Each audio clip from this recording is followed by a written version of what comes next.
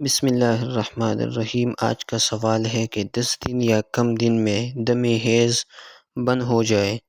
تو وطی کا کیا حکم ہوگا، یعنی اپنی بیوی کے ساتھ مباشرت کا کیا حکم ہوگا؟ تو جواب یہ ہے کہ جب بند ہو جائے حیض کا خون 10 دن سے کم میں تو اس سے صحبت جائز نہیں، یہاں تک کہ غسل کر لے یا گزر جائے اس پر ایک کامل نماز کا وقت، اور اگر بند ہو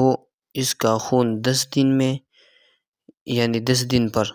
تو اس سے صحبت جائز ہے غسل کرنے سے پہلے۔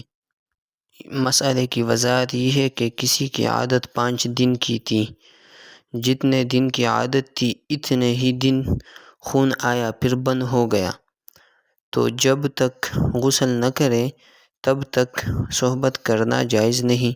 کیونکہ خون کبھی بہنے لگتا ہے اور کبھی بند ہو جاتا ہے۔ چنانچہ بند ہونے کی جہت کو ترجیح دینے کے لیے غسل کرنا ضروری ہے، اور اگر غسل نہیں کیا